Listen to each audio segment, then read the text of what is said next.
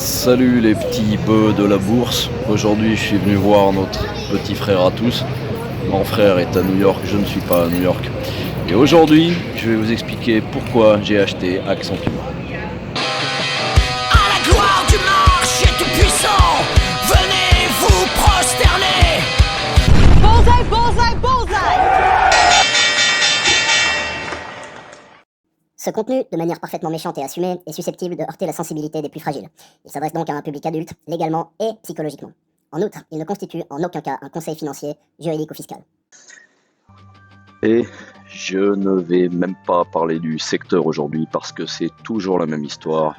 La SaaS apocalypse et tout ce qui en dépend. On remarque qu'il y a aussi un truc intéressant au niveau des secteurs qui est en train de se passer, c'est-à-dire que c'est comme si la magie avait arrêté d'opérer sur tout ce qui est secteur de l'intelligence artificielle. On l'a vu avec les résultats d'NVIDIA, on a vu avec d'autres titres comme Broadcom, mon beau Broadcom.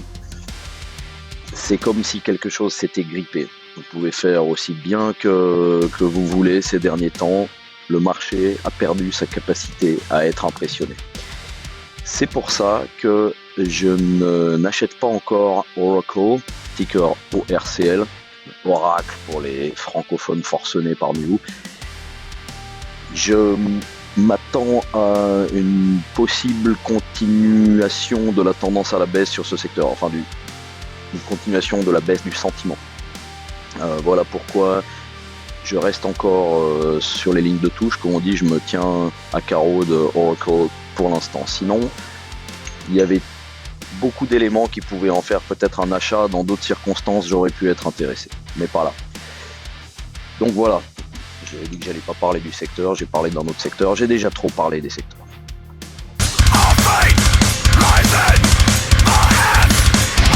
Donc, commençons à parler de la star du jour, Accenture, relure. Accenture, une boîte de consulting, principalement consulting informatique.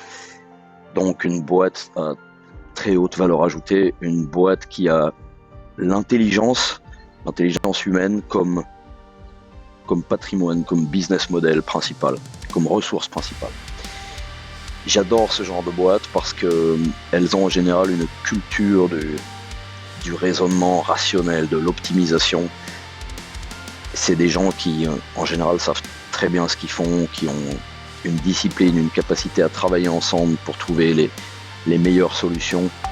C'est une industrie très intéressante. J'ai travaillé dans le cadre de ma profession pour l'une des Big Four, pas du tout dans leur domaine, j'étais pas consultant pour eux, j'ai fait, on va dire, de la fonction support pour eux.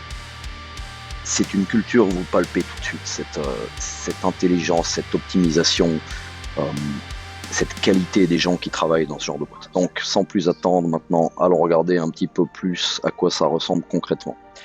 Le graphe à long terme, vous voyez qu'ils ont effectué un pic absolu tout à la fin 2021, décembre 2021. C'était une époque de dingue. Je me rappelle, j'étais déjà investi depuis 2 ans et demi, pas sur Accenture, sur d'autres choses. C'était une période où on trouvait rien de bon marché. Vous vous rappelez mes chapitres valorisation dans chacune de mes vidéos. À l'époque, on trouvait presque rien de bon marché à part la pharma et la défense. C'était la folie. Bref, ils ont fait un pic énorme à l'époque. Je ne sais pas combien de fois les bénéfices ils étaient, on verra ça tout à l'heure, mais c'était juste de la folie. Et puis vous voyez que là arrive le bear market de 2022, ce fantastique bear market qui m'a permis d'acheter mais presque tout ce que je voulais. Tentative de rebond, et puis là on voit que tout se pète à nouveau la gueule depuis une année avec le scénario de la SaaS apocalypse. Bon, ça c'est le cours du titre. Les chiffres importants maintenant. Chiffre d'affaires, vous voyez qu'il continue de croître. 69 yards à 74 yards, puis 78. Donc il y a quand même une vraie croissance sur ce chiffre d'affaires. Les bénéfices par action, pareil, ça croît. Oui, ça croît pas aussi vite qu'un Intuit par exemple, ou même qu'un FactSet qu'on a abordé dernièrement, mais ça croît. Si je prends ici, de presque 13 à presque 14 à presque 15, vous voyez que là aussi, c'est pas une croissance explosive de ouf, mais c'est quand même une vraie croissance. Deuxième question, est-ce que le business est prévisible? Bon, est-ce qu'il faut vraiment que je vous le montre, hein, oui. Battu les attentes ici, à chaque fois en fait. Donc il y a fort à parier que ça va continuer. Maintenant, ceci posé, je voudrais dire un petit quelque chose sur le business model, puisque la narrative c'est l'IA va les tuer. Les boîtes comme Accenture existent précisément pour jouer ce rôle de tiers de confiance pour externaliser un risque. Qu'est-ce que ça veut dire? Je m'explique. Vous avez une fonction de management dans une entreprise. Imaginez-vous ce que vous voulez. Vous devez trouver une solution optimale. Bien sûr, vous avez votre idée. Bien sûr, vous pouvez faire un meeting, comme on adore le faire dans ce genre de boîte, avec vos collègues et trouver une solution, etc. Mais si vous vous plantez, ça sera pour votre gueule. Donc il y a une pratique très commune dans ce genre de boîte qui consiste à tout simplement prendre un sous-traitant spécialisé dans la chose. Si eux se plantent, c'est pour leur gueule. Vous pouvez même les poursuivre en justice si vous n'êtes pas content, et vous avez le droit de le faire. Donc c'est ça qui fait qu'on n'arrive pas à se passer de ce genre de boîte. Ils sont très détestés au sein des entreprises. Il y a beaucoup de gens qui disent ce qu'ils nous ont facturé, je sais pas combien de centaines de milliers de dollars, j'aurais pu le faire moi-même, etc. Mais ces gens-là comprennent pas une chose. L'entreprise doit passer par un sous-traitant pour des raisons de ce qu'on appelle liability, accountability, etc. Voilà. Et je voulais dire aussi que ça fait pas depuis l'intelligence artificielle que ces choses-là existent. On a des exemples. Depuis que le tableau Excel existe, en fait, il y a déjà des gens qui se plaignent qu'un junior pourrait faire le boulot que Accenture faisait. Je dis pas que c'est toujours comme ça, mais vous voyez pourquoi ce genre de boîtes sont pas aussi facilement remplaçables qu'il n'y paraît. Petite anecdote, j'ai un copain suisse, on l'appellera Chicho, qui travaille pour une très grosse entreprise suisse, et il connaît beaucoup de monde à Lausanne, très bien placé. Il m'explique que, en s'étant renseigné un petit peu, en ayant fait sa petite enquête, il a réalisé que Accenture, pour exactement les mêmes services fournis que dans des pays voisins, facturait beaucoup plus cher là où ils étaient qu'ailleurs pour exactement le même service, tout simplement parce que là où ils étaient, il n'y avait pas assez de compétences pour prouver que Accenture facturait trop cher. Voilà, ça c'est un cas classique. Est-ce que je suis en train de faire de la diffamation en disant ça? Est-ce qu'ils pourraient me chercher des noises? Ouais, bonne question, mais comme cette chaîne est profondément obscure pour l'instant, on risque pas grand-chose. Et on a vu pire. Et puis on pourrait dire un petit mot aussi sur le fait que il est parfaitement discutable de dire que l'intelligence artificielle va tuer ce genre de boîte. Bien au contraire, maintenant que toutes les entreprises adoptent l'intelligence artificielle à toute vitesse, ça demande beaucoup de consulting, de consultants, de gens spécialisés dans l'implémentation de ce genre de solution. Boum, voilà encore une bonne occasion pour Accenture de choper plein de contrats. Qu'est-ce que ça va être à l'avenir? Vous savez qu'il faut très souvent mettre à jour ces outils, il faut tout le temps être à la page, ça évolue extrêmement vite. Il n'est pas exclu que les boîtes comme Accenture, dans le futur, réussissent à se positionner sur le créneau qui consiste à accompagner les entreprises dans leurs updates de la dernière IA qu'elles auront implémentée chez elles. Et encore une fois, on peut faire confiance à ce genre de boîte pour constamment réussir à s'adapter au plus près des réalités du marché du moment. Parce que c'est des boîtes de gens extrêmement intelligents qui font vraiment les choses de manière optimale. On voit déjà maintenant, ils l'ont annoncé partout, qu'ils mettent une pression monstre sur leur personnel pour se mettre à l'intelligence artificielle, par exemple. Donc tout ça pour dire que, vous savez, quand on achète une action d'une entreprise, c'est que quelque part on fait confiance dans le management pour savoir surfer toutes ces vagues et au final réussir à augmenter ses bénéfices année après année après année. On leur fait confiance pour ça, je pense que chez Accenture, c'est le cas.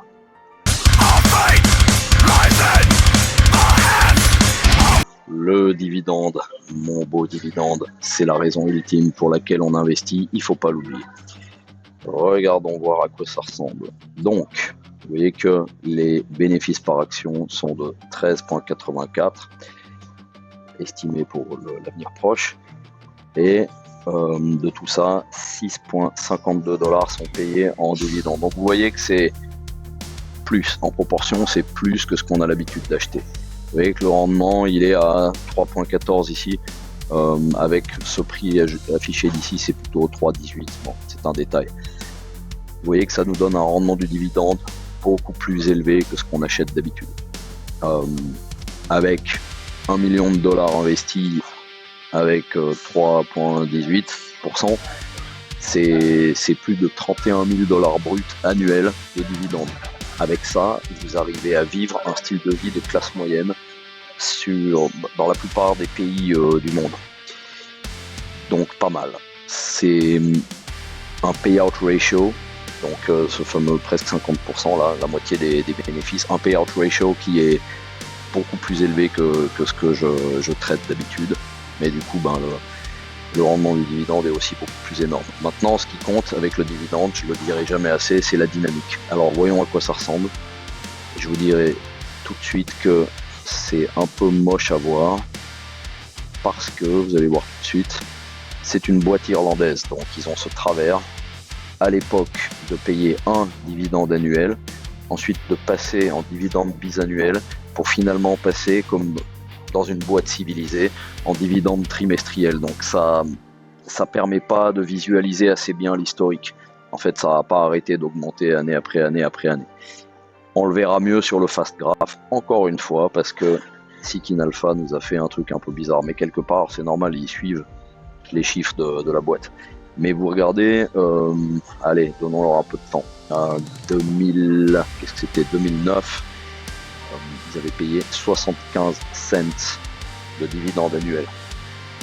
Là, en 2026, vous voyez que rien que par trimestre, on vous paye $1,63. Donc, qu'est-ce que ça fait ça? Ça fait presque x10 en fait depuis 2009. On verra ça beaucoup mieux sur le fast graph.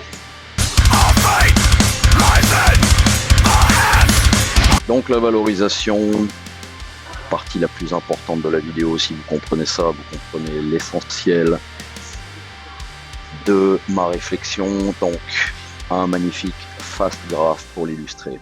Donc qu'est-ce qu'on remarque à première vue sur ce graphe? Le marché, pendant toutes ces années, de 2006 à tout récemment, on va dire 2025, a attribué un multiple de 21,34 fois, on va dire 21 fois les bénéfices. C'est le prix que monsieur le marché était d'accord de payer en moyenne pendant toutes ces années.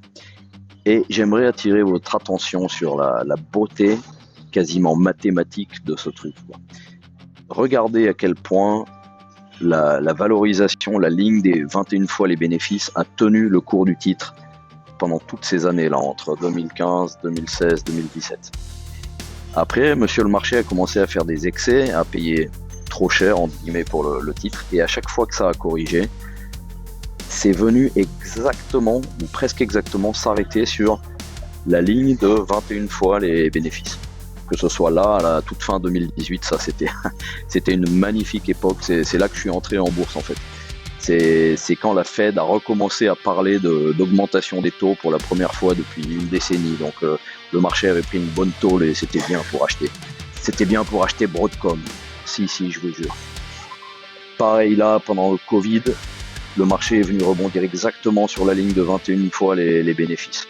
Et presque aussi là pendant le fameux bear market de 2022. Donc vous voyez qu'il y a une logique. Les marchés font pas n'importe quoi, contrairement à ce qu'on entend dire partout, les marchés sont fous, les marchés c'est du bullshit, les marchés sont irrationnels. Peut-être, mais pas longtemps, on va le voir sur cette image. La plupart du temps, à long terme, les marchés savent très bien ce qu'ils font. Donc là, à l'inverse, vous voyez que, oui, le cours du titre a touché les plus de $400 à la fin 2021 pour des bénéfices par action de même pas $9. Donc qu'est-ce que ça nous fait? Ouais, 45 fois les bénéfices. Et ça, c'est un prix qu'on devrait jamais payer pour un titre comme Accenture, qui certes croit bien, hein, vous voyez à 11,7% annuel en moyenne. Oui, c'est une jolie croissance, mais il y a quand même une certaine maturité sur ce type de boîte. Vous voyez comme le dividende a bien augmenté avec les années. Bref, il y a quand même un petit peu de maturité dans cette boîte. Donc, on ne paye pas 45 fois les bénéfices pour une boîte pareille. Ceux qui ont acheté là à la fin 2021, ils étaient complètement cons. Et idem à la fin 2024, je pense qu'on devait être pas loin de combien en fait, presque 400 aussi, pour un bénéfice par action aux alentours de 12. Ouais, ça fait plus proche des 30-35. Pareil, c'est pas un prix qu'on paye pour une boîte qui a une maturité pareille. Tout simplement pas. Et comme d'habitude, le marché est revenu à la raison, tôt ou tard, il finit toujours par revenir à la raison. Là, vous voyez que ce fast graph tiré d'une vidéo de Chuck indique un prix à 223, c'était il y a quelques jours ou une semaine. Moi, je l'ai acheté, je vous avais dit quel prix, 198 ou 199. Ça fait là sur cette ligne là, donc on arrive pile poil à la fameuse ligne, comme on appelle en anglais fair valuation, 15 fois les bénéfices. Je suis assez content de payer un peu plus que 15 fois les bénéfices pour Accenture. Pas 20 fois, certainement pas 25 ou 30 fois, mais 17, 18, suivant les conditions de marché, ça peut aller. Regardez maintenant, depuis quand on a pu payer 15 fois les bénéfices sur Accenture? Il faut remonter jusqu'à l'après-crise de 2008. Je rappelle quand même qu'en 2010, 2011, tout était bon marché. Donc vous voyez qu'à l'époque, pareil, c'est presque comme un support technique. Vous voyez, le cours du titre a touché cette ligne de 15 fois les bénéfices, une fois, deux fois, trois fois, puis après il est reparti de plus belle. Donc c'est ça mon message, vidéo après vidéo après vidéo. Il y a une logique, le marché fait pas n'importe quoi, et plus vous vous imprégnerez des magnifiques fast graphs, plus vous comprendrez un petit peu comment monsieur le marché réfléchit, et ça c'est hyper important. Voilà, on profite aussi de regarder un petit peu, vous voyez que c'est une boîte qui est, on va pas dire cotée, mais labellisée, jugée, bref, je sais pas, AA- par les grandes agences. Donc excellente solvabilité financière aussi. Le ratio de dette à long terme pour capital de même pas 20%, donc c'est une boîte très peu endettée. On parlait du dividende avant, profitez de jeter un œil sur cette ligne dorée. Là. Vous voyez, si on prend 2010-2011, il y a 15 ans, le bénéfice était, il est passé de 50 cents à 1,13$. Bon, d'accord, ça c'est une sacrée augmentation. Bon, très bien. Alors il y a dû y avoir un dividende spécial, puisque vous voyez qu'après un 13, ça passe à 90, puis après ça réaugmente. Et on le voit là, c'est cette petite bosse. Bon, allez, mal choisi mon exemple, on va dire 2011, 90 cents. Aujourd'hui, 6,51$. Donc ça fait quoi? x7. x7 en 15 ans, c'est pas mal. Et vous voyez là, tout cet espace entre la ligne dorée et la ligne orange, c'est le gras, entre guillemets, la place qui reste pour augmenter ce dividende. Vous voyez, en voyant que les bénéfices vont continuer à augmenter, le dividende va continuer à augmenter aussi. Il peut augmenter en parallèle, ou si la boîte devient vraiment de plus en plus mature, il va aussi augmenter en proportion. Donc vous pouvez avoir des années où le dividende augmente beaucoup plus vite que les bénéfices. Alors c'est pas idéal, c'est un signe de maturité de la boîte petit à petit, mais n'empêche que quand vous touchez les dividendes, c'est super agréable. Voilà ce qu'il y avait à dire sur la valorisation.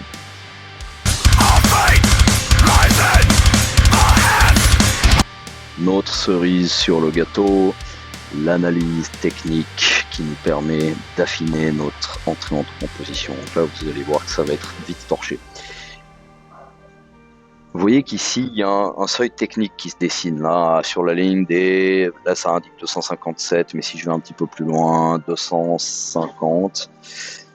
Oh là là, c'est difficile. Voilà, 250 pile poil. Vous voyez que c'était déjà un support technique pas mal à une valorisation qui était pas mal. Bon, le support a été enfoncé et on va regarder encore plus bas. Donc plus bas, qu'est-ce qu'il y a?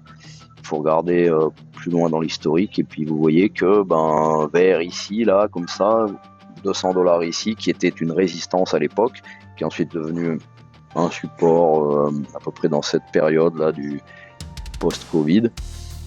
On va prendre le chiffre rond et on se dit que $200 finalement c'est pas mal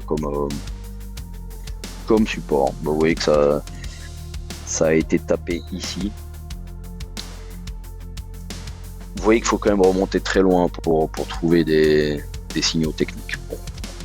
$200 c'est un super prix à mon avis, c'est de tous les points de vue, valorisation et technique. Puis si vraiment le marché doit être complètement con et continue encore plus bas, là on commencera à considérer attendre à ce que ça tape les plus bas du Covid. Vous voyez c'est 162 en gros, vous voyez pareil, ce qui était avant une résistance, 169 ici en septembre 2018 et ensuite devenu un support au pire de la crise Covid. Bon, $162 pour Accenture avec les bénéfices qu'ils font actuellement et les anticipations de bénéfices, ça serait juste un truc de bon. Franchement, je serais très étonné qu'on en arrive là. D'ailleurs, c'est pour ça que j'ai acheté juste en dessous de $200. Il n'y a vraiment rien d'autre à dire pour la partie technique. Donc, oui, je l'ai eu juste en dessous de cette barrière symbolique des $200, 199,98. Rappel rituel, c'est en faisant chaque semaine, chaque mois, pendant des années, ce boulot qu'on est en train de faire là, que petit à petit, on devient riche, petit à petit, on crée des flux de dividendes constamment croissants, on peut ensuite réinvestir pour créer encore plus de fric qui rentre, etc., etc., etc., et c'est exponentiel. J'ai vraiment rien d'autre à dire. À bientôt, et faites du pognon. It's everlasting. Get by the troubles,